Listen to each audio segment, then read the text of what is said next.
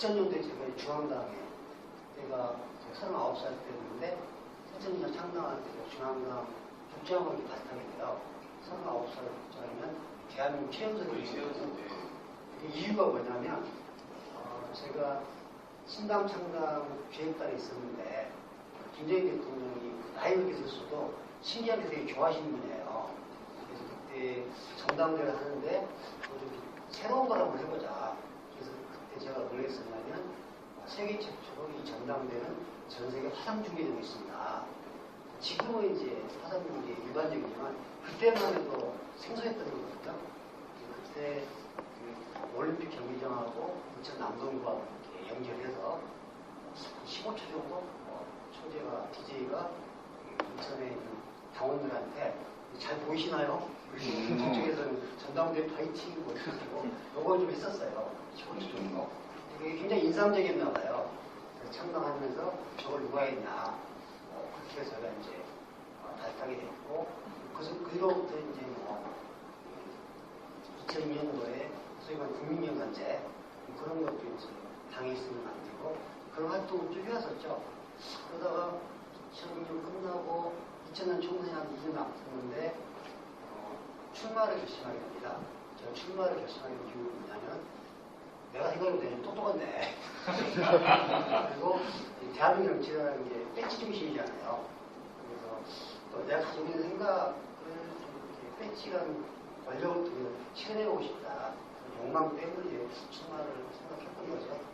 그리고 제 지역구가 마침 대학로인데 송영길 의원 지역구예요. 송영길 의원과 저는 친구 사이입니다. 택시 놀이운동 같이 했었어요. 당생활도 같이 하고. 그래서 사이가 좋으니까 저희가 인구가 그때 분구가 애정이 돼서 총선 1년 전에 서로 만나서 가부를 나눠먹어서 양해했죠. 네가 가, 내가 이렇게 하자. 이 상태였는데 분당이 돼버린 거예요. 민주당 분당. 그래서 분당 과정에서 사연은 복잡한데 어쨌든 지금 생각하면 사실팔자인데 민주당이 남게 됐어요. 약간 우스갯소리 이야기하면 나중에 통합됐으니까 이제 민주당하고 열린당하고 약간 차이인데 제가 이제 고등학교 광주고등학교 나왔거든요. 결과적으로 보니까 광고 나온 사람들은 다 민주당이 남아있고 일본 나온 사람은 다 열린당 같더라고. 이게 왜 그러냐면 제가 당시 기조국장이었는데 기조위원장이 기원이잖아요. 박수부였어요. 그래서 못 가게 하고 어쨌든 우여곡절 끝에 그렇게 제가 출마를 하게 됩니다. 무모하게. 1번 이상권, 3번 송영길이죠. 송영길은 3선을 했고 이상권 의원도 송영길은 시장 나갈 때 출마에 당선됐어요. 가운데는 정말 그런 거죠.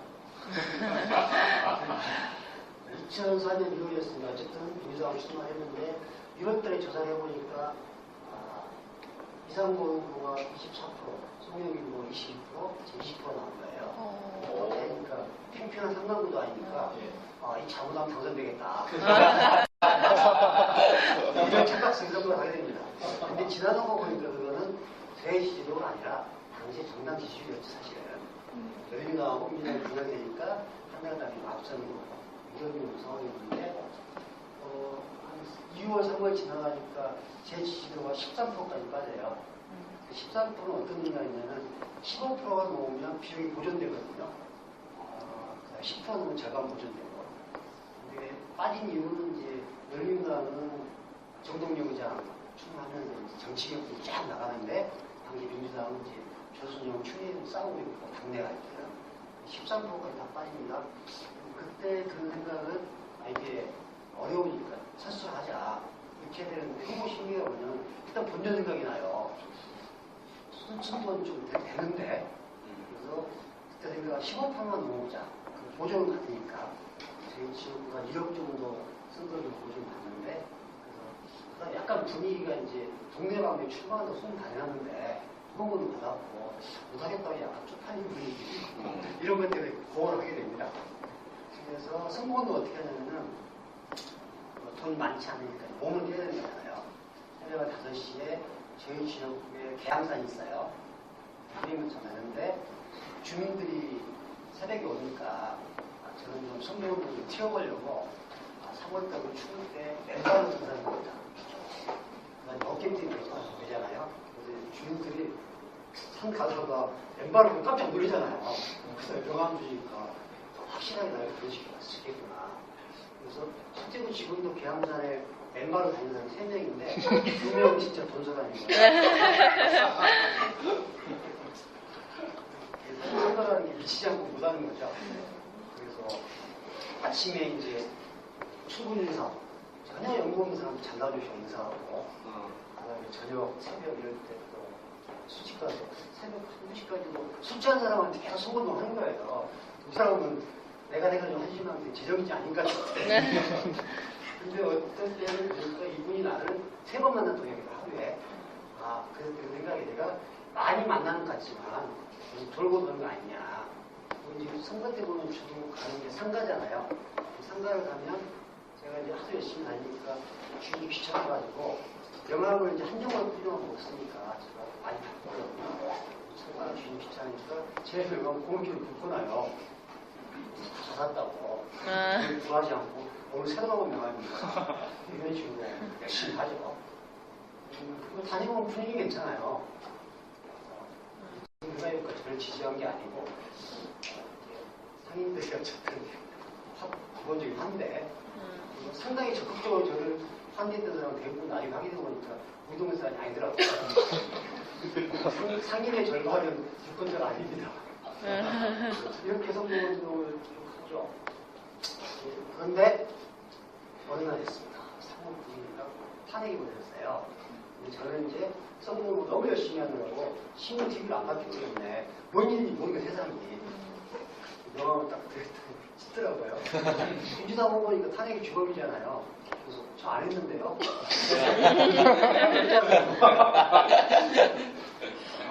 선거 일주일 전에 조사를 해보니까 7%까지 빠져 지지도가 남이 후보니까. 그러면 그때 드는 생각은 10%만 넘어보자. 그럼 반은 거짓이잖아요. 그리고 아니 이거 열심히 하면 또 될 것 같기도 하고 어쨌든 큰 흐름에 개인의 무모함이 있는데 이제 10%대 드는 생각은 반을 도전받으려면 더 열심히 해야 될 거 아니에요. 이런 방법이 있습니다. 법정선거운동 비용에 라디오 연설이 있어요. 한 10분 정도 연설하고 사실 뭐 제가 별로 듣는 것 같지도 않는데 그 비용이 1,000만 원입니다. 1,000만 원을 내면 나중에 당선되면 이제 고정받는 거잖아요. 그래서 2,000만 원을 내서 7%니까 좀 더 올려서 10% 넘으면 500원 건지지 않겠느냐. 이런 생각 속에서 정말 음악에 투자를 하죠. 그 다음에 다른 중국입니다. 중국과 교통사고하는 거. 이게 후보 심리예요. 그래서 결론적으로 이제 6.2% 얻었습니다. 당시 민주당 후보의 평균 득표율이죠. 그래서 선거 끝나고 비판 이루어지고 그냥 쫓겨나서 한 1년 정도 되게 힘들게 살았어요. 저는 이제 출마하려고 후보자 때는 웬만하면 출마하지 마라. 장관 폐감을 해야 한다. 이게 오늘 제가 하고 싶은 얘기입니다. 혹시 출마사람 저 듣고 있겠어요? 이게 지난번 지방선거 후보 등록 상황인데 우리가 뽑는 사람 숫자가 3,991명이죠. 그러면 여러분이 직접 투표로 뽑는 공직자가 대한민국 몇 명일까요? 계산을 많이 해보십시오. 3,991 더하기 국회의원 몇 명이죠? 300명이죠. 또 한 사람 누구 뽑죠? 대통령이요. 그걸 합치면 4,292명일 거예요, 아마.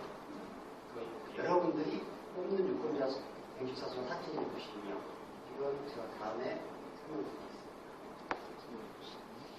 그래서 요런 제가 이제 2004년 떨어지고 나면서 고민이 이게 선거가 뭘까? 그다음에 이런 선거의 현실이 외국과 비교한다면 과연 정상인가? 그런 생각이 들었습니다. 오바마 대통령인데 오바마 대통령도 경력을 이야기하면 사실 별건 아니에요. 시카고에서 비민하다가 36살 때 비민들이 주 상원에 출마합니다. 주 상원 유로 말하면 광역의원이에요. 그러니까 서울시의원 한 거예요. 그러니까 서울시의원 3선합니다. 근데 미국이 이제 2년이거든요. 그러니까 서울시의원 6년 하고 점프해서 상원하고 대통령 되거든요. 그리고 이 옆에 보면 저기 미국 투표용인데 써있다시피 미국은 한 번 선거할 때마다 60명을 선거해 뽑습니다. 그러니까 우리가 이제 가끔 검찰 중립화 이런 논란을 부르고 그러는데 미국은 평등자 다 투표를 뽑는 시죠. 그래서 그렇게 해서 미국이 뽑는 공적 수가 52만 3,200명이에요. 우리가 아까 4,000명까지 비교하면 어마어마한 거죠. 그래서 웬만하면 그 자기들의 대표자들을 선거로 뽑는. 그런데 우리가 작년에 기준 몇 표였죠? 찍은 게 기회가 없는 것이죠. 몇 표? 8장 찍었죠?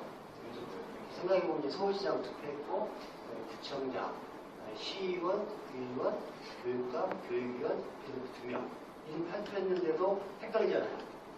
시장과 구청장은 알겠는데, 지방은 기초연하고 광역은 헷갈리기도 하고, 제일 상당한 선거가 뭐냐면 교육의원이에요.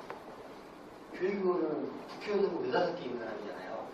유권자 입장에서는 그 사람의 정보가 없거든요. 받을 수 있는 정보가 홍보물 아닙니까? 선거 정보물이 총 퇴색 하나가 300필이 돼요. 그걸 봐도 변별력이 별로 없는 거예요. 그러니까 그럼에도 불구하고 그렇게 헷갈리는데 미국은 어떻게 60명을 뽑을까? 두 가지입니다. 우리나라랑 다른 게. 첫째, 사전선거는 금지가 없어요. 그러니까 우리는 법적으로 선거운동이 며칠이죠? 13일입니다. 등록 이틀만 하고. 그러니까 엄밀하게 우리나라 선거법이 선거운동 13일 동안만 선거를 하고 나머지는 사전선거 금지 대상이라는 게 그런 법이잖아요. 그때만 선거 얘기하라는 거 아무리 불법이니까 엄밀하게 하면 지금 이경희 선생님이 구청장에 출마하겠다라는 말을 한 것 자체가 불법 이상하게 하는 거죠. 예비선거 운동 기간이었어요. 약간 별도죠. 예비선거는 2월 22일부터니까. 근데 사실 말이 안 되는 게 지금 그런 정치나 선거 얘기한 것 자체가 전속 대상이 말이 안 되는 거잖아요. 아, 나간다는 말도 어떤가요? 예. 아, 그래요? 네, 다만 선거법은 안 걸리면 됩니다. 실수는 없지만 농담으로라도 하면 안 되는 거예요. 농담하다 바보 갈라는 아, 그래요? 그거 황당하죠. 두 번째가 호별방 금지. 그러니까 유권자를 만나기 위해서 집에 들어가는 것은 불법이라는 얘기예요. 그게 이제 박정희들이 만든 법이거든요. 크게 보면 우리나라 선거법은 이승만 대통령 때 일본 군국주의 선거법을 베낀 거예요. 그 큰 관점이 뭐냐면 유권자와 후보자가 만나는 것은 나쁜 일이야. 이걸 단속하고 규제해야 돼. 이게 우리나라 선거법의 정신이에요. 반면에 회의는 그런 개념이 없고요. 사전선거는 금지도 없고 호별방문도 허용되기 때문에 선거나 정치는 굉장히 좋은 거예요. 많이 하세요. 즐겁게 하세요. 대신 비용으로 통제하죠. 투명하게. 그래서 우리가 예를 들면 스웨덴 복지국가 이야기할 때 제가 복지국가 주장하는 그런 얘기 하죠. 그 경제 민주화 중요하지만 정치 지도를 봐라. 스웨덴은 선거법 자체가 없습니다. 형법보다 규율을 하거든요. 우리는 이제 선거법이란 이게 아마 세계적으로 가장 두꺼운 법일 거예요. 왜냐하면 단속해야 하는 생각이기 때문에 규정을 계속 새롭게 만들거든요. 그래서 실제 선거하다 보면 선거의 지원도 헷갈려요. 워낙 규정이 애매하니까. 근데 어쨌든 미국은 이게 허용돼 있고 대표적인 사례로 제가 이제 힐러리 전 국무장관 전기를 읽어봤거든요. 그분이 이제 영부인 하다가 96년도인가 뉴욕주 상원을 출마해요. 영부인 출신은 2등이 뽑잖아요. 그분조차도 선거운동 어떻게 하냐. 1년 10개월 전에 기자회견 출마를 하고 그 뒤로부터 하는 게 뭐냐면 호별방문. 물론 미국식 표현을 하는데 타워를 미팅이거든요. 그러면 이제 아파트를 가서 주관인 700명 모아놓고 대화하는 거예요. 제가 왜 출마했습니다. 유권의 민원을 듣고 이거를 힐러리 같은 사람도 1600번 한다고요. 힐러리도. 그러니까 매일 한 4, 5회 정도 그런 거를 힐러리뿐만 모든 후보가 하는 거예요. 그러니까 유권자 입장에서는 주 검찰 총장 나올 후보인데 제 만난 적이 있고 이런 얘기 들었어. 제 공약은 뭐야. 이걸 알잖아요. 그다음에 또 후보자는 유권자의 평소 민원을 아니까 이게 되니까 60표 찍을 때도 다르고 진단을 하니까 이런 미국의 현실과 한국의 현실 속에서 비교해보면 사전선거 금지, 그다음에 후배방을 금지. 그럼 이렇게 봐준다 연구소에서 맨날 공부하면 뭐냐 이거 뭐하냐 이거지. 자기가 알 방법이 없잖아. 정말 공부하는 친구가 왜 충나면 안 되는지 과학적 입증됐죠.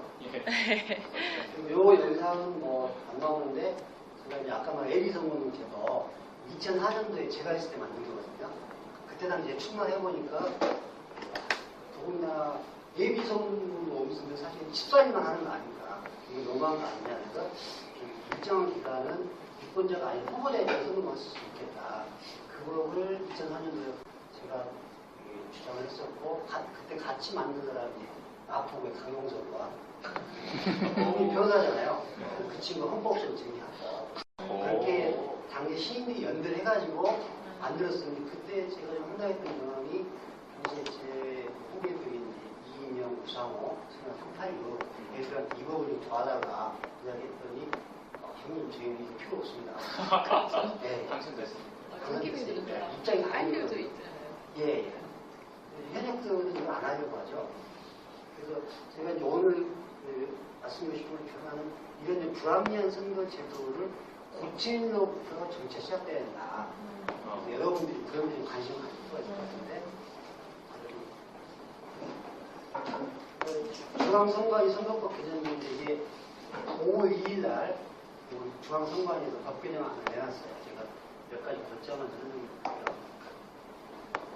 개정안에 따르면 유권자의 성분은 보호를 확대한다. 여기 보면 현행 법에는 말 나온 성분도 전화 성분은 성분도 기간 중에 못한다는 얘기 아닙니까? 그러니까 유권자는 엄밀히 이야기는 성분 기간에만 말과 전화를 할 수 있다는 얘기예요. 아까 이 교수님 말씀처럼 평상시에 그런 말 하면 안 된다는 거죠.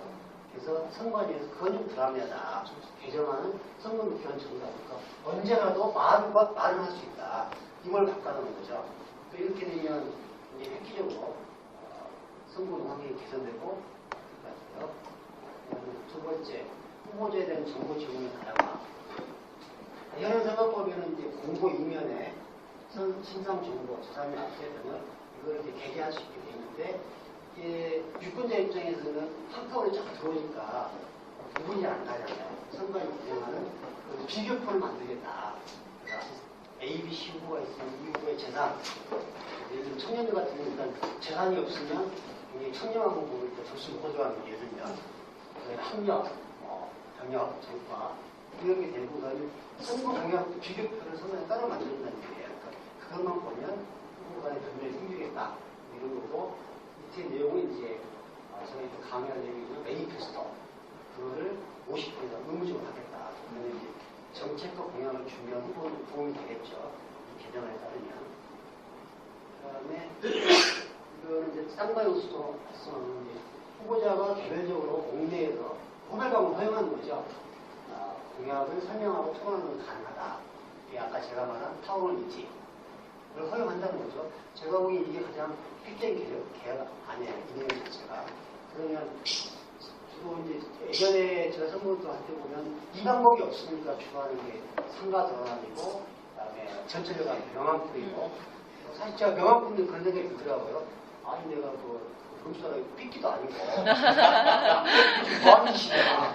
그것도 유권자들 보면은 9cm, 5cm 명함에 뭘 담겠어요. 뭔가 자문이나 쓰고 해서 제한도 많고 그리고 사실은 경험이 변별력이 없는 건데 뭐 이런 식으로 되면 굳이 그럴 필요가 없는 거죠. 사람을 만날 수 있고 이렇게 되면은 정책을 준비하는 후보는 굉장히 유리한 환경이 되는 거예요. 마지막으로 예비로 등록 상시화. 그러니까 지금 만약 이혜영 선생님이 도봉구청 출마하신다면 법적으로는 2월 22일 날 예비로 등록할 수가 있어요. 그건 약간 이제 제한적이지만 후보자 선거만 할 수가 있거든요.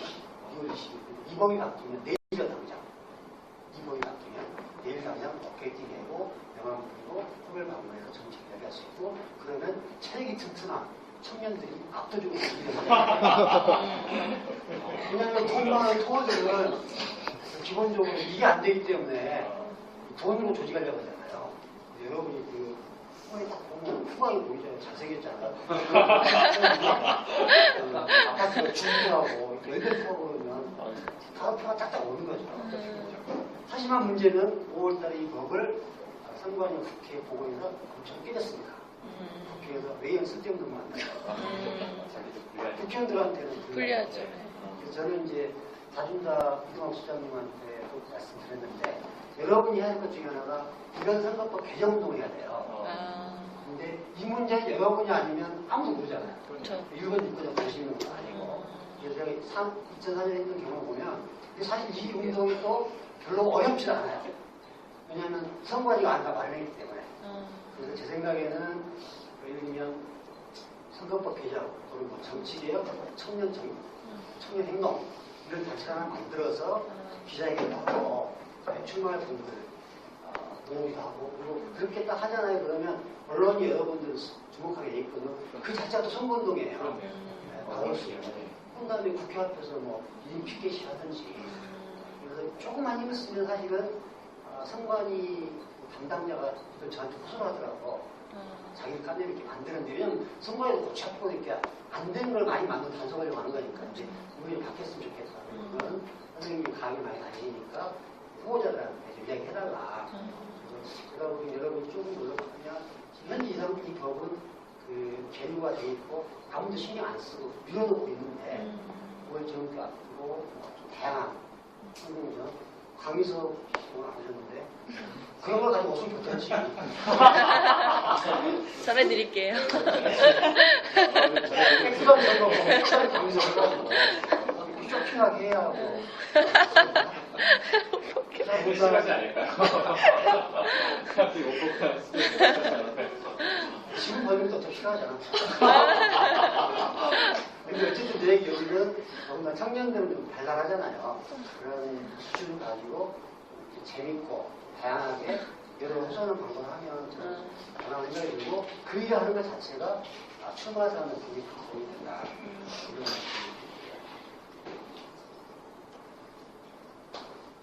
이런 선거에 대해서 몇 가지 개념만 좀 얘기해 볼게요. 선거가 뭔지에 대해서 그러면 이제 제가 얘기하는 게 이제 나의 강점을 상대의 약점을 공격하라. 그러니까 선거는 이렇게 생각합니다.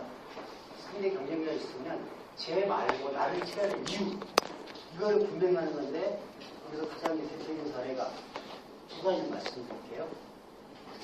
이게 97년 되는 때요. 예찬하고 모든 후보의 강점과 약점은 굉장히 아픈 면입니다. 그래서 이해찬 후보의 당시 강점 뭐냐? 이끄는 얘기 나왔지만 소신, 있죠. 이런 이미지가 있잖아요. 그 다음에 DJ의 약점은 대권 사수 모욕, 권력력, 이거 부정적인 이미지잖아요. 그러면 제가 지는 거 아니고 이걸 저희가 뒤집어요. DJ는 대권 사수할 정도로 얼마나 준비했었다. 그 다음에 경제 식견이 있고 리더십이 있다. 이런 걸로 바꾸고 반면에 이해창은 깨끗하면 좋은데 정치한 지 얼마 안 됐다. 경험이 부족하고 경륜이 부족하다. 이렇게 대비시키는 거예요. 그래서 만든 구호가 DJ는 준비된 대통령. 준비된 대통령이라는 이 컨셉이 이해창 후보의 약점에 맞는 DJ의 강점이 된 거죠. 이걸로 저희가 선거를 해서 1.3% 이긴 거거든요. 선거를 그런 거죠. 그 다음에 5년 뒤는 이제 상황이 또 역전되잖아요. 이해창 후보가 이미지가 낡은 정치인이 돼버린 거예요. 왜냐하면 차떼기 사건도 있었고 국정 5년 내내 단독 잡기하고 부정적인 분위기가 아니니까 반면에 노무현 후보는 그때 정치한 지 얼마 안 된 70년 그거였으니까 저희가 개념을 낡은 정치 예찬, 새로운 대한민국, 새로운 정치 노무현 이런 식으로 구조를 만든 거죠. 그래서 저희가 2.3% 이긴 거거든요. 선거라는 게 이렇다는 원리인데 이거를 이제 제가 예전 지방선거 몇 가지 사례를 좀 들어볼게요. 얼굴 보면 완전 노숙자잖아요. 사주의 윤석 국회의원입니다. 오늘 24시간 연속 44일째, 단식 중 10일째. 실제로 단식 중 10일 할 때 찍은 사진이에요. 여기 내용이 뭐냐면 파주 지역의 LH 공사에서 지역 주민한테 보상을 좀 제대로 안 해서 이 지역이 큰 문제가 있었어요. 이분 같은 경우는 당시 지역위원장으로 이 이슈에 현실적으로 개혁을 한 거죠. 왜냐하면 돈이 없었기 때문에 몸으로 떼는 겁니다. 당시에 훌륭하네. 선거에 쭉 보면 꼬박 20일 굶었다, 누가 선거 먹었다, 배고파 죽겠다, 뭐 이런 거. 잘 써서 어쨌든 홍보를 또 하는 겁니다. 자, 이거는 이제 그 파주가 보면 이제 인구가 계속 늘어나고 팽창한 도시잖아요. 저희가 선거를 규정할 때 파주 하진이 많다. 이 지역에는 일 잘하는 필요하다. 일 잘하는 용도로 규정을 하는데 이게 규정이 되면 스토리가 있어야 되잖아요. 스토리를 만들었죠. 아까 저희 운전 선지 문제로 삭발과 단일 가능을 집행하라. 그 다음에 평강 지역 같은 꾸린 한 사람. 그다음에 마지막에 이제 노무현 대통령 이분이 비서관 5개 지명 정도는 일 잘하는 사람이었어요. 그 다음에 이제 박원순 후보 선대위 대행수고. 사실 이 두 분은 전혀 의미식도 없습니다. 네, 선당 동행을 잘 갖고 시장을 찾아다니 찍은 거죠. 제가 여기서 팁을 하나 드리면, 선거 홍보물에서 여러 종류가 있는데, 선거 벽보, 공보, 변화, 선거인데 이 중에서 선거 벽보만 이런 식으로 자기 사진이 필요하고 나머지는 이렇게 찍어도 되거든요. 많이 보더라고요. 그래서 이제 어쨌든 시인들 같은 경우에는 유명한 사람하고 있는 사진이 필요하면 좋겠다. 근데 제가 예전에 보니까 같은 서울시에 있는 사람은 뭐 하면 또 안 된다는 얘기가 있어요. 네, 그런 건. 그 가주라서 가능한가요? 그렇죠. 서울시. 네, 왜냐면 이제 그때 가능했던 게 예를 들면 시장하고 같이 있는 경우에 이 사람은 선거하는 거 아니냐. 논란 때문에 그러는데 어쨌든 이렇게 됐고 그래서 일 잘하는 인력이라고 규정하고 그렇게 홍보를 한 거죠. 그런데 실제 후보가 누가 하냐 한나라당에서는 SBS 앵커 정상준 후보가 왔었어요. 둘이 붙었는데 구도가 자연스럽게 이렇게 되는 거죠. 사진 많은 파주에서 말 잘하는 사람 뽑을 거냐, 일 잘하는 사람 뽑을 거냐. 이게 제일 되는 거잖아요. 그래서 이 사람은 말만 잘하는 사람, 일은 못하고 대비시키면서 15% 차이로 이겼습니다. 실제로 파주 지역이 대선 때 박근혜 후보가 4% 이긴 적이 있거든요. 이렇게 메시지 잘 잡아서 대비시킴으로써 캠페인 효과가 있다는 거죠. 이런 교훈을 보면 아까 그 사진도 선거 출마할 때 미리미리 찍어놔야 돼요. 근데 저 있잖아요. 박근혜 후보랑 합성한 사진을 봤거든요. 네. 근데 박근혜 후보 되게 크게 해놓고 자기 사진 딱 붙여놨는데 약간 합성한 티가 나요. 근데 그것도 합법이에요? 아니, 이런 거니까 실제 사진이 아니고 합성한 사진은 선거법 위반이고 그걸로 구속되는 게 허경영씨.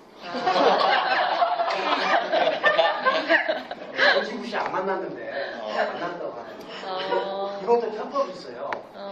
예를 들면 박근혜 후보랑 직접 사진이 없으면 당사관이 박근혜 후보 사진 많거든요. 네. 그걸 배경으로 찍으면 돼요. 합성 되게 교묘하게 피해가네요. 그러니까 그렇게 교묘하게 피해가는 당선도 99% 저한테 얼마나 있으니까. 나중에 물어보시면 되고. 지금 당장 사진 찍는다는 게 아까 유도 후보처럼 평상시에 투쟁 현장 이런 거 일상적으로 찍어놔야 되고 대부분 후보가 내놓다가 내년 선거가 2월 4일이잖아요. 봄에 겨울에 사진 찍어요. 그러니까 자세가 안 나와 추워서. 그러니까 비용도 많이 들어요. 평상시에 좀 사진 찍는 게 필요하겠다. 그 다음에 윤석은 일 잘하는 사람이다. 김대중은 준비 대통령이다. 이런 자기 규정들. 이게 선거에 되게 중요합니다. 이 대목에서 호남시의원 출마 준비시 이영하 씨. 예. 이영하는 내보다 뭐예요? 이영하는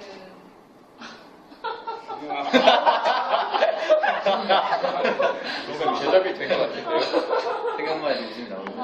근데 사실 이게 쉬운 건 아니잖아요. 사실. 그렇네요. 아까 DJ만 하더라도 저희가 몇 년 걸려서 그걸 만들어낸 건데 그래서 어쨌든 그걸 하는 자세한 방법은 책에 나와 있으니까 책 참조하시고 근데 그게 참 어렵습니다.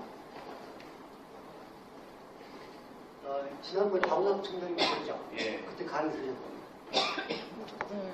그때 선거 이야기를 하시던가요? 조금 근데 여쭤보셨을 때 조금. 그분은 나와야 당선된다 이렇게 말씀하시고. 네, 출마해야 당선됩니다. 예, 네. 그리고 뭐 별로 선거 비용은 굉장히 네. 문제가 있는 만큼 없었다고. 쓰게 된다고. 있는 만큼. 그러니까 제가 제일 사실 존경하는 선배인데 사실은 95년도 제가 아까 얘기했던 시의원 선거하고 96년 선거에 이 보궐선거에 출마했던 거의 정책실장이었었어요. 이분하고 제가 인연이 있는데 이분 경력을 약간 말씀드리면 6번 나와서 4번 떨어지신 분이거든요. 2번 됐어요. 자기 인생 목표가 승률 5할. 앞으로 2번 계속 도전해야 되는데 이 양반이 얼마나 인생이 기고하냐면 이해찬, 정몽영과 함께 서울대 물리대 삼총사 했어요. 운동 유명한 사람이죠. 그다음에 머리가 천재여가지고 16살 때 서울대 들어갔답니다. 오, 진짜요? 네. 그러면 잘하시네. 너무 겸손한 사람이에요. 그러네. 천재라니까. 다들 솔직히 로 네. 뛰어들고 서울대 영국과 회장 출신인 게 딴따라기 있거든요. 아. 그래서 이제 자기 구정 운영할 때 보면 이제 문화 쪽에 강조하시는 분인데 어쨌든 이분 스토리를 말씀드리면 92년도에 DJ가 영입을 합니다. 그래서 이제 공천을 내락받아요. 그 지역이 어디냐면 인천, 계양구, 송영길 의원 지역이었죠. 14대 때. 근데 그때는 이제 민주당이 이게 제가 DJ하고 공동 정당이었거든요. 분명히 전날 DJ가 전화 와서 공천 축하한다. 백시라고 나를 도와달라. 다음날 보니까 시민의 명단이 바뀌었어요. 왜냐하면 이제 개파 싸움 때문에. 그래서 그때 공천 못 받고 96년도에 계속 거기 있었으면 됐을 텐데 인천 남부 이사로 온다. 그때 선거도 열심히 했지만 1000표짜리 떨어지거든요. 처음 낙선한 거죠. 그때 이제 이해찬 삼성, 정동영, 뭐 재선 잘 나갈 때였죠. 2000년도가 가장 안타까운 경우였는데 제가 이제 아까 말씀드린 당의 국장회의 때 여론조사 다 했었거든요. 이 후보가 4년 동안 다들 열심히 받아가지고 상대 경쟁자에 비해서 10%가 앞서요. 근데 공천 못 받습니다. 비주류여가지고. 동교동이 찍혀가지고 그때 무서운 출마를 4등합니다.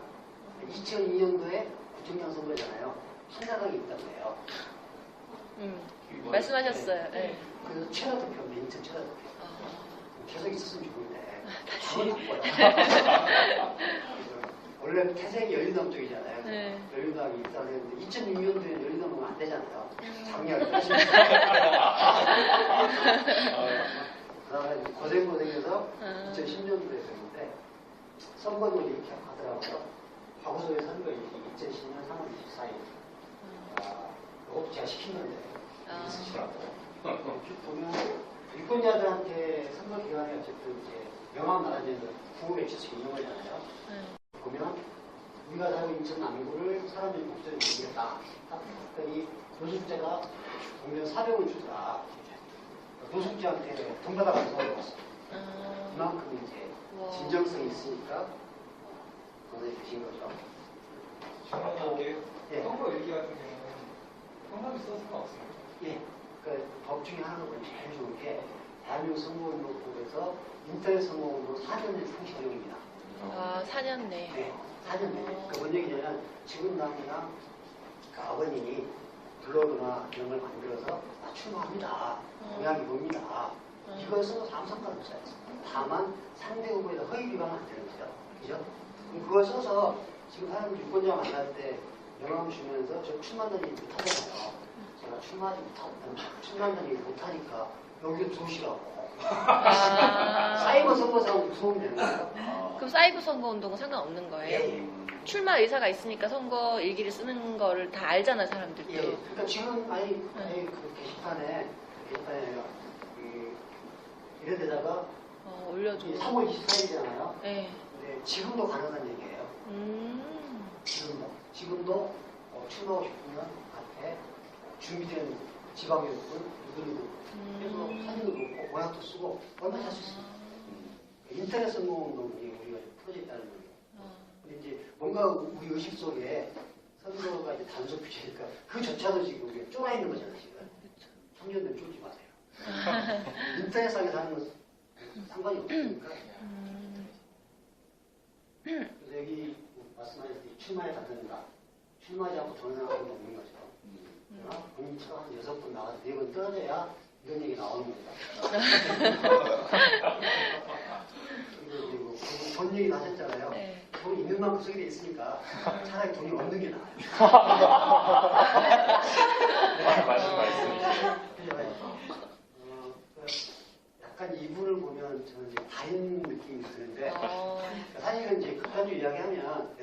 때 출마하시고 될지 안 될지는 사실 거의 정해져 있는 거예요.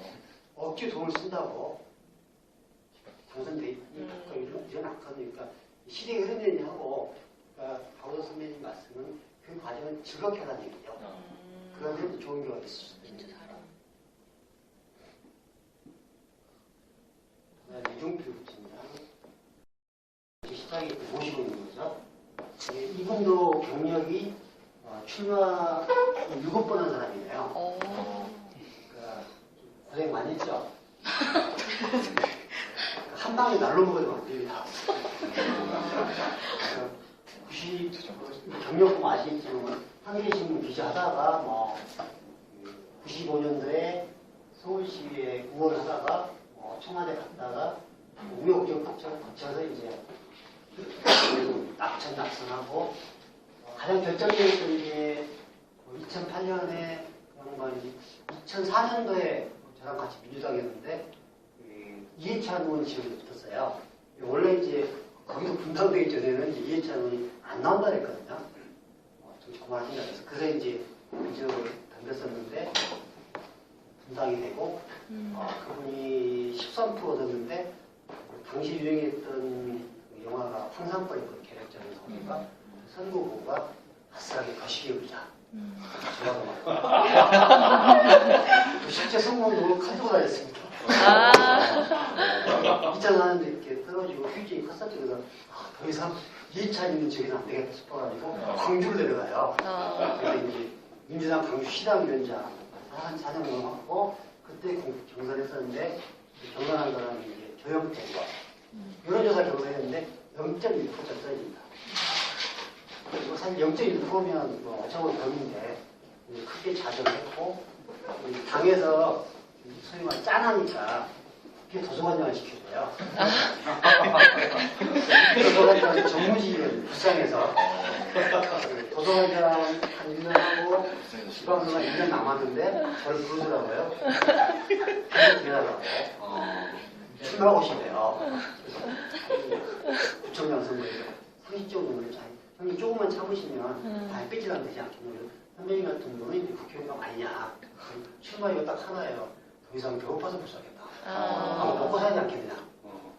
네다섯 번 떨어지면 집안이 피폐해지잖아요. 할머니 뭐 보험을 파는 데 해야 되고.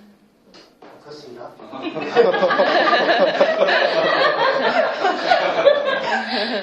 옛날 생각은 안 해요.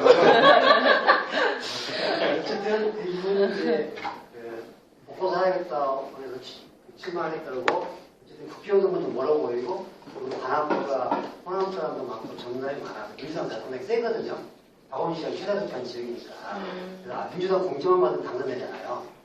출마를 생각해서 하나만 부탁했죠. 도서관장이니까 도서관 관련된 책을 써보십시오. 여기 보면 개인 책이 이제 세계 도서관 기획이에요. 정치인이 쓴 책 중에 굉장히 잘 쓴 책인데 이 내용이 이제 국회 도서관장 안에서 세계 각국의 70개 도서관을 자기가 탐방하면서 굉장히 맛깔스럽게 쓰는 거니까 이제 국회 문화관광 우수도서로 선정이 됐고 아마 10세 정도 나왔을 거예요. 그래서 이 책을 통해서 이제 도서관장 필요가 없는 거죠.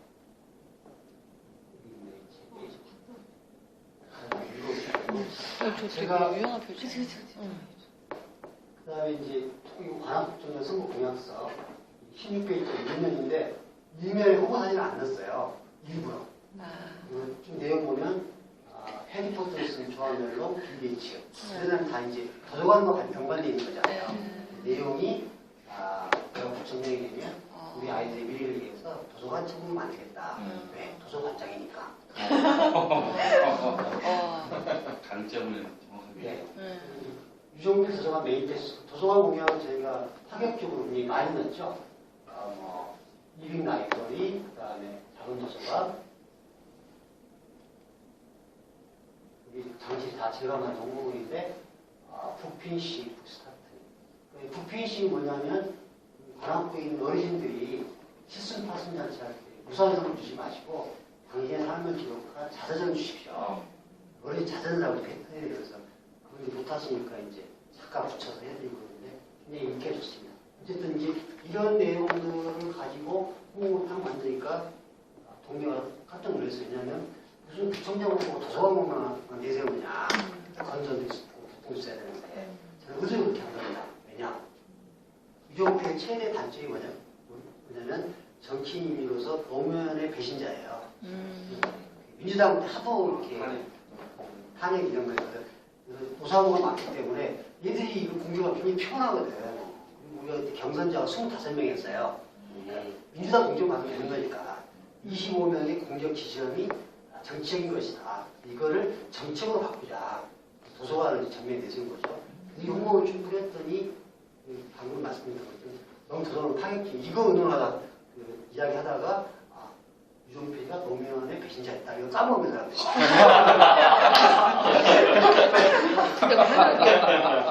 완벽한 부탁에 성공한 거죠. 정말 환악이 노사모 시민광장이 엄청 세요. 네, 무서워요. 네. 그래서 이렇게 다 만든 샀어요. 거죠. 네. 그래서 이게 말씀드렸듯이 장점을, 공약을 이렇게 도서관 저희 관악 같은 경우는 기존도서장 취임전에 5개 했는데 지금 27개인 도서관이 그리고 도서관 회원도 22만 명이에요.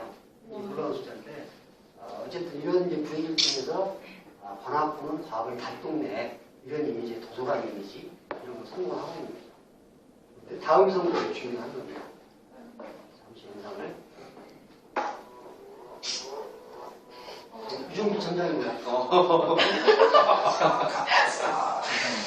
대로인데.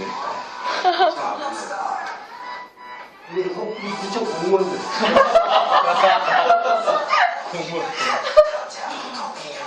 앞에 있는 사람 국장들.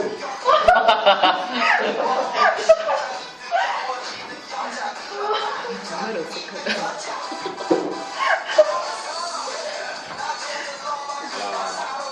야,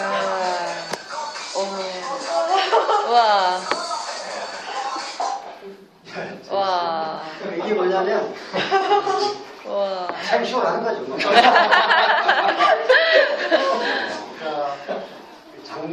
제가 이제 어쨌든 도서관도 쭉 가면서 의미를 주는 축제가 이 책잔치예요. 책잔치 홍보를 위해서 공무원들 뭘 해야 하지 않겠느냐. 그래서 이제 맞춤 그때 유행해서 딱 하나죠. 책 들고 맞춤. 도서관 이미지를 하는 거고 올해는 이런 것도 하려고 지금 저희가 생각하고 있는 게 이제 독도는 우리 땅을 패러디해서 책도는 관악구, 책도라는 선이 관악구 있다는 걸 위협을 하는 건데 이렇게 하면서 전체적으로 주민들이 도서관 이미지가 좋아지고 저는 이걸 가지고 또 감성을 준비하는 거에서 이제 이런 메시지를 일관되게 하는 게 굉장히 중요하겠다. 사례를 말씀드립니다. 서정순 부의원님께 감독했네요.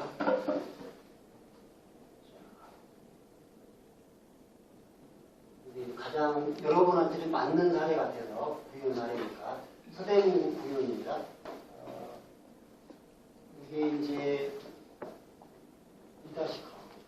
2006년 열린당이니까 1번 2006년 선거 때 저를 만났었죠. 선생님이 실천 교육 전문가 그때 당시에 홍보를 좀 볼게요.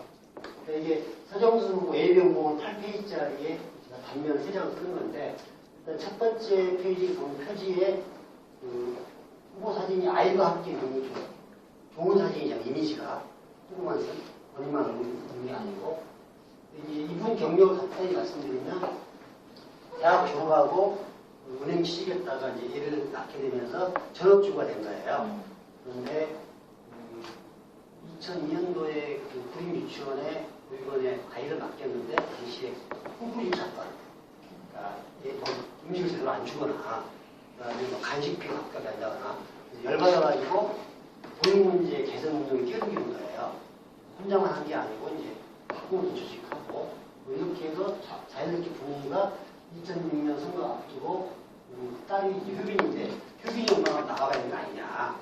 그래서 보육 문제를 단단하게 바꿔 나가라. 이런 컨셉으로 이제 출마하게 됐고 홍보를 좀 만든 거죠. 서정순 메모다 실천한 보육 전문가. 여기에 이제 핵심 메시지를 쓰고 홍보 문제를 펴는 거죠. 그리고 제일 끝에 보면 여기 있는 게 우상호 의원이거든요. 지역위원장. 이 사진이 굉장히 중요한 게 이게 우상호 의원과 가까운 듯한 이미지.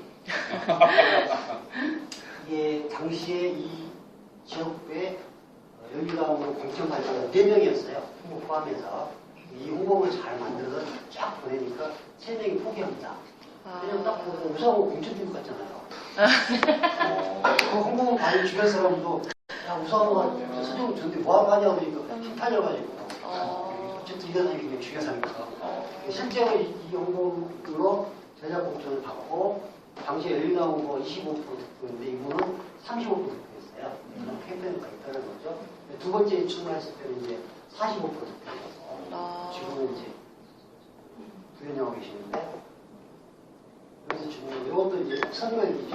서대문 구현 서정순 그다음에 똑순이 서울일기 2006년 4월 4일 때 내용 쭉 보면 이제 홍보를 만드는데 결론은 뭐냐 남편이 도움이 안 되더라. 남편이 그 연합뉴스 기자 출신이거든요. 싸우고 있는데 이렇게 중요한 부분입니다. 정치 컨설팅이 정상적인 전략이 아니죠. 이 사람 얘기 이쪽, 이 사람 이쪽으로 홍보한 상황에서 방향을 분명히 잡아주셔서 정말 1시간에 동안에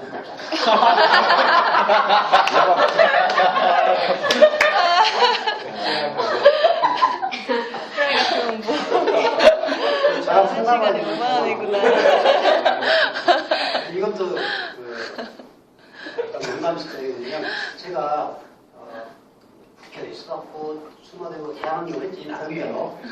저는 개인적으로 이게 재밌어요. 후보 떨어지는 거 보면 재밌고 소리가 나고 정말 이제 좋은 후보랑 줄이 맞아서 나소영 군수 인연이 그거잖아요. 그러니까 정말 그 인연도 없는데 2000년도 왔을 때 도와줘서 인연이 된 거잖아요. 그런 이제 좋은 후보를 만드는 것. 그다음에 이제 그러니까 다른 것보다는 이제 저는 이제 그런 생각하는데 우리 정책을 좋아지려면 청년들이 좀 정치할 수 있는 환경들을 많이 만들어서 좋겠다 제가 이제 도와드려 하는데 어쨌든 사람들 만나고 국회의원 후보자를 만나면 술과 밥은 많이 사주는데 사건도 이걸 안 주는 거야 상담료를. 제가 아예 명함을 받아다녔습니다. 상담하는데 시간 너무 많아. 그래서 제일 처음 만난 사람이 누구냐면 2006년도에 강금실 후보. 교사 출신이잖아요. 1시간 10분도 만났는데 20만 원 주더라고요. 그래서 우연히 무슨 말씀이 오 하면서 저는 시간당 30만 원이에요. 변호사니까. 사실 우리나라가 이제 정치 컨설턴이라는 게 합법화 되는 게 아니잖아요.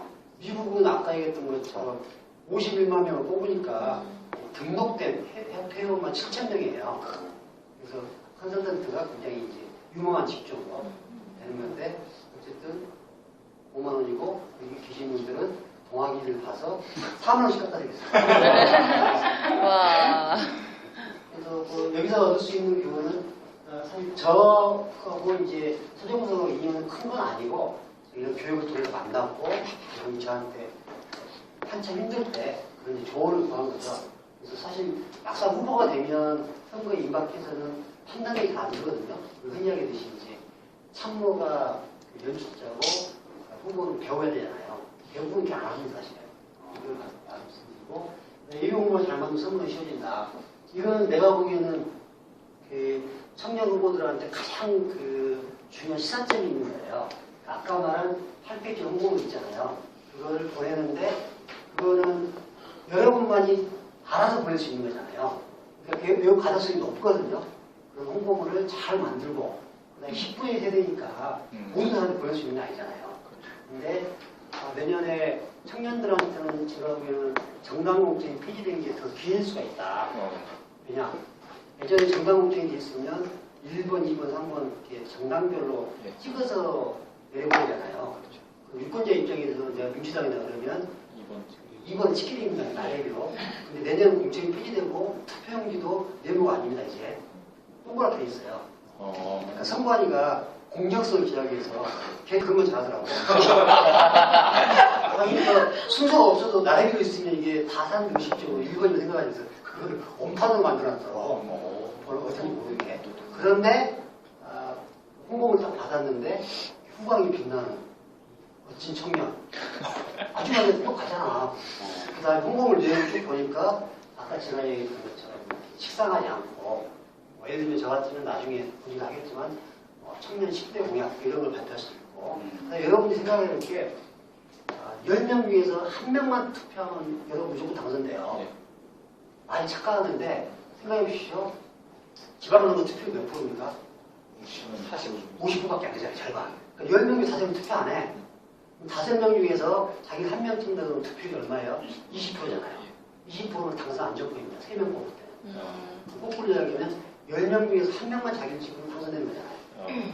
대부분 후보자들이 10명 중에서 1명이 아니고 9명 쫓아다니다가 1명 놓치는 게 선거거든요. 그럼 사실 이제 예를 들면 청년들을 20대, 30대가 몇 프로예요? 30, 40대 되는 거 아닙니까?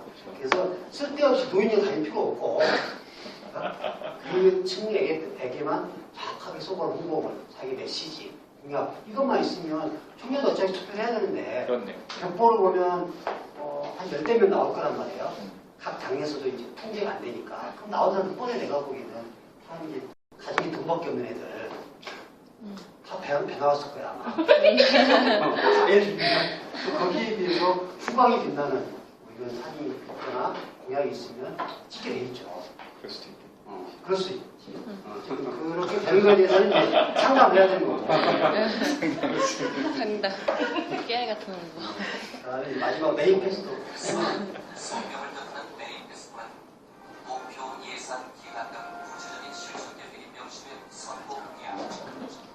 이를 공통이 따르는 위해서 선심성 공약에 남발되는 대중시에서 벗어나자는 것이 바로 메인 퀘스트 운동이다. 영국의 메인 퀘스트 전통은 70년이 넘었다. 그러나 메인 퀘스트가 중벌받은 것은 1997년 총선건 때 토니 블레어 후보는 건강의 매니페스토에 승부를 걸었다.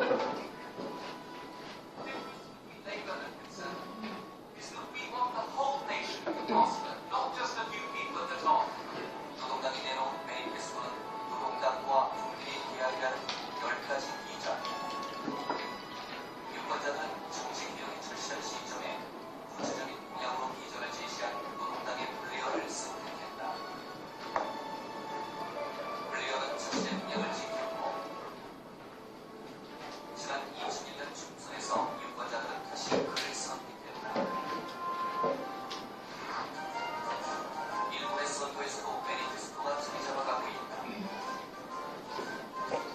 지난해 스포에 있었던 일본 지방선거 현직 시장으로 출마한 나카타 후보는 53개 항목의 매니페스토를 제시했다. 그동안 공약을 즉시 이행해 그의 새로운 공약은 더욱 힘을 얻었다.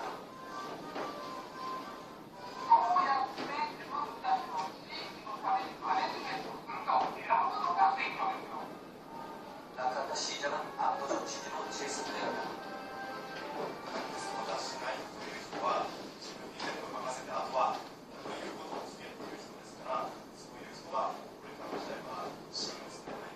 정치인들의 목표로 국민들의 불신을 샀던 일본 정치가 매니페스토 선거로 조금씩 달라지고 있는 것이다. 청년들까지 메인 퀘스트 많이 안 했는데 제가 메인 퀘스트 2006년부터 동원했거든요. 그때 제가 한국 메인 퀘스트 연수원장 하면서 이 캠페인을 같이 했었어요. 이유는 뭐냐면 한국이나 뭐 일본 사례를 받겠지만 저도 이제 정당에 복장도 했지만 공약이나 이런 게 너무 준비가 안 돼 있고 이렇게 계속해서는 좀 기회가 없겠다 싶어서 제가 이제 선거 끝나고 일본을 가서 좀 깜짝 놀랐어요. 일본은 2003년부터 메이프 도입이 되거든요. 영권 이제 다녀왔는데 여기 보면 이제 97년 선거 때 토니 블레어의 메이프 공약집인데 4,000원입니다 이게. 그런데 이게 100만 번 팔려요. 내용을 읽어보니까 정말 감동이었어요. 영국 같은 경우에는 이 정책 선거가 되는 게 그런 책임지기도 하고 팝이라고 해서 선수집 있잖아요. 그리고 이제 축구 경기하고를 응원하는데 그런데 가면 선거 때가 되면 이제 출자의 녹사를 토론합니다. 그래서 정책 선거가 되는 거죠. 일본도 이걸 좀 벤치마킹 2003년도에 메이플 도입을 해서 지방선거 때 의미를 보고 저희가 이걸 이제 벤치마킹해서 한국에도 도입을 2006년도에 한 거죠. 그래서 일본은 메이페스토가 대중화되어 있어서 해마다 메이페스토 선거를 제일 잘한 홍보를 가지고 상을 줘요. 2000년도에 대상이에요. 근데 딱 보시면 이게 딴 게 아니고 우리가 말하면 선거 홍보물이에요. 홍보 얼굴 없죠. 선거 홍보물인데 특이하지 않습니까? 예. 사례를 설명드리면 이제 일본 삿포로 곁에 있는 애니와라는 시에 선거인데 인구가 6만 8천 명 되고 선거 상황은 출마하셨던 분이 시의원 출신인데 그 전에 이제 공무원 하시다가 지역을 지고 가시고 이제 일본은 선거구가 대선거제도거든요. 24명을 뽑는 1등 했던 분이에요. 그러다가 시의원 하면서 현직시장하고 계속 싸우는 겁니다. 현직시장은 토건사업, 그러니까 종합경기장으로 큰 돈을 짓겠다. 우리가 말하면 MB정 될 것 같아요. 저희 반대를 하는데 강행하니까 안 되겠다. 내가 출마해서 그걸 나가야겠다. 근데 상대 후보가 재선을 했고 3선 준비 중이고 그 지역이 자기네가 3개가 있는 지역이에요. 이 보수적인 거죠. 그러니까 게임이 안 되는 거야. 그래서 새우가 거래 싸움이라고 이야기했었으니까 이 후보가 새우고 상대 후보가 거래가 되는 거죠. 성분도 어느 정도냐면 우리도 말하면 뭐 자유총명 이런 반변단체인지 명함도 인사를 가야 하잖아요. 이걸 잠가버려요. 비가 오면 창피하다고. 그만큼 이제 선거를 할 수가 없는 분이었죠. 중간에 선거를 포기하고 10일 동안 합숙을 들어갑니다. 자기하고 부인하고 딸하고 이 그리는 그림 여성 자원봉사자하고 10일 동안 합숙해서 이 홍보물을 만들어요. 이 홍보물이 새우가 보여주는 역사의 홍보물이거든요. 이 홍보물을 출마를 여러 번 홍보라고 생각을 해보세요. 우리나라가 얼마나 차이가 있는지. 공약을 10개를 내었습니다. 크게 보면 아이들의 문제야말로 최고 중요한 지역 과제. 상대 후보가 토건에 돈을 쓰고 있는 나는 아이들에게 돈을 투자하겠다.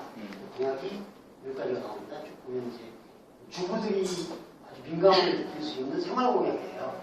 예를 들면 두 번째, 아침밥을 아이들에게 이 공약 내용으로 딴 게 아니고 애들이 학교 다닐 때 아침밥을 안 먹는다.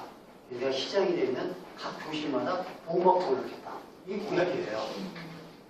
그다음에 이제 대표적으로 독서 커뮤니티 공약입니다. 홍보를 보면 이렇게 홍보를 만들고 하면 우리나라 같은 기획세력이 싫어해요. 다 읽지도 않는 글씨 많다고. 근데 실제 가독성 있는 게 주부를 대상으로 하는 그들의 문제를 이야기한단 말이에요. 내용 보면 간단합니다. 학교 도서관에서 초등학교 한 명이 1년에 100권의 책을 읽는 걸 목표하겠다. 그래서 그러려면 어떻게 되냐. 사서들을 많이 배치하겠다. 그렇지만 우리 그 시의 예산이 부족하니까 시민 여러분이 책을 기증해 주십시오. 기증자 이름을 찍어서 비치하겠습니다. 우리 함께 아이들이 책을 많이 읽는 분을 만들어. 이게 첫 번째 공약입니다. 이런 공약 10개를 가지고 만들었고 이 후보는 남은 기간 동안에 뿌린 것밖에 없었는 거예요. 그래서 당선됐거든요. 4.9점 역전에서 새우가 걸린 기적의 선거가 되는데 저도 이 청년들한테 좀 강조하고 싶은 게 뭐냐면 제가 여기 강의를 많이 나가는데 주로 나이 드신 분들 이런 걸 이해를 못해요. 근데 여러분들 이해하시잖아요. 청년학교를 새롭게 만들어보자. 제가 최근에 그 띵크 디퍼런트 근데 대부분 이제 제가 일반적인 강의 내용이 그건데 선거를 이래야 된다는 그런 관점보다는 어떻게 나답게 해볼 건지 그다음에 유권자에서 봤을 때 청년의 어떤 팩이나 진정성이 어떻게 느낄 건지 이런 게 이런 홍보물로 표현이 되는 거죠. 이런 홍보물을 잘 만드시면 동남할 수 있지 않겠냐. 실제로 그분이 했던 말입니다. 조직에서 앞도 열세인이 정책권을 쏠 수밖에 없다. 원래 선거라는 게 정책 싸움 아닌가. 우리도 그런 말 하잖아요. 정책이 중요해. 그런데 어느 때면 청년들이 기성화돼가지고 정책이 중요하지 않아. 그걸 다 이렇게 바뀌는 거잖아요. 예. 근데 계속 이게 악순환이 되면 안 고쳐지는 거예요. 그런데 매년 지방선거 때 그런 모델들이 출마하신 분 중에서 야 정말 이렇게 홍보를 나올 수가 있고 그런데 사실 이러려면 평상시에 지역에 대한 이해나 공부 이런 게 굉장히 치열하게 돼야 되거든요. 그렇게 어떻게 공부한 방법에 대해서 이 책에 다 나와 있으니까 그것이 맞잖아요. 예, 맞아요. 예. 마지막에 정리를 할게요. 어쨌든 아까 출마할 건지 말 건지에 대해서 두 가지 메시지잖아요. 웬만하면 출마하지 말아라. 근데 다부성 국정은 출마하라고 그러잖아요. 근데 출마하지 않고 당선이 안 되니까 이 딜레마에 제가 강의했던 하나는 뭐냐면 선거법 개정에 신경 써봤으면 좋겠다. 그리고 역선 하나 말씀드리는 거고 어쨌든 제일 중요한 게 법무가 쓰는 출마 결심을 해야 되는 거죠.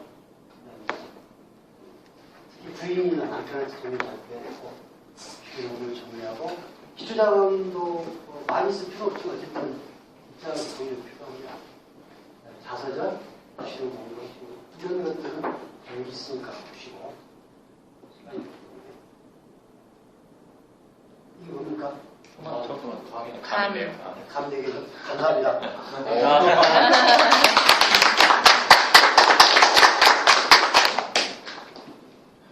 시간이 훅 가네요. 원래는 지금 개별 지휘응답을 좀